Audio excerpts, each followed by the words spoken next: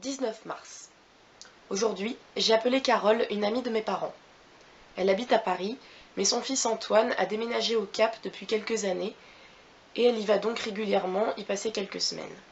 Là, elle y était et j'ai voulu lui parler, lui poser quelques questions. Antoine et elle-même ont toujours un regard assez extérieur puisqu'ils ne sont pas nés en Afrique du Sud et le Cap n'était pas le centre névralgique de l'apartheid, mais c'est justement assez intéressant d'essayer de constater les résonances de l'événement. Antoine est en couple avec une Sud-Africaine, blanche, et Carole m'a raconté qu'avec ses amis, des blancs principalement, ils ne parlent pas de l'apartheid. Ils font comme si rien n'était arrivé. Ils ont des amis noirs, ne sont absolument pas racistes, mais la population n'est pas encore complètement mélangée.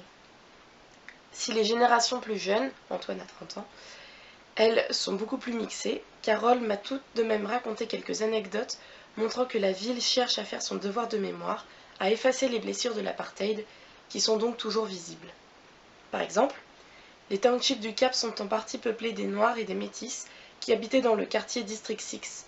Ce quartier a été rasé durant l'apartheid, chassant alors ses habitants. Cet événement a inspiré District 9, le film, du réalisateur sud-africain Neil Blomkamp. Si le film s'inspire de cette expulsion forcée, car le gouvernement a déclaré en 1966 que la zone était réservée aux Blancs, il fait également allusion aux expulsions contemporaines de l'après-apartheid. Sinon, en faisant des travaux sur une place, on a retrouvé les corps des massacrés de l'apartheid enterrés dessous. Les stigmates étaient donc toujours là, mais invisibles. Aujourd'hui, l'Afrique du Sud se sert aussi du tourisme pour faire son devoir de mémoire. Il y a une multitude de musées en l'honneur d'événements emblématiques. La prison de Nelson Mandela est presque un lieu de culte, et les guides sont en fait des victimes des prisonniers. Ainsi, les principaux concernés transmettent eux-mêmes leur expérience, leur version des faits sans passer par un intermédiaire. Le gouvernement et institutions font donc un véritable travail de reconnaissance, de mémoire, parfois au risque d'aller un peu trop loin, car il n'est nullement question d'oubli, mais de pardon et de reconstruction. C'est pourquoi l'Afrique du Sud est aujourd'hui presque victime de la ségrégation positive qu'elle a mise en place. Les Blancs ont de plus en plus de mal à se faire embaucher, et le pays souffre de la corruption d'une partie de son élite noire. Donc les problèmes vont, dans d'autres mesures, dans l'autre sens. Mais il ne faut pas tout de même trop noircir le tableau. Aujourd'hui, les écoles sont totalement mixtes, on apprend tous les dialectes à l'école, et beaucoup de Blancs adoptent des enfants noirs pour pardonner leurs parents. Carole, après m'avoir raconté tout ça, a proposé de prendre quelques photos et prospectus pour moi, que j'espère donc coller plus loin.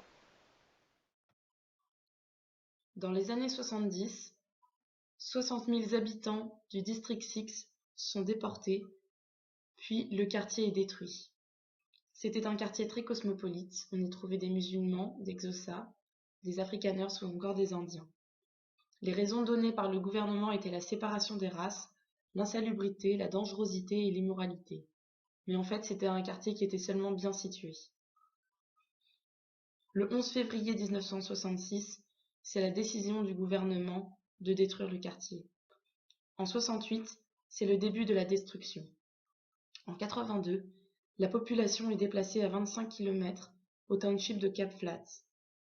Aujourd'hui, c'est un terrain vague. L'université du Cap s'y est installée. On envisage une reconstruction.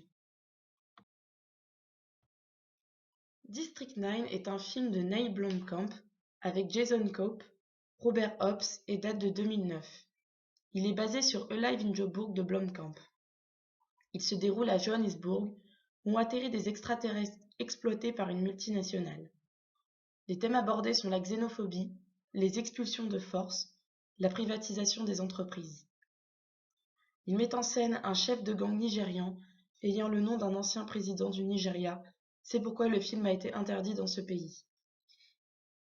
Il a été nominé pour l'Oscar du meilleur film, du scénario adapté, de montage et d'effets visuels. Il a utilisé le marketing viral pour la promotion du film.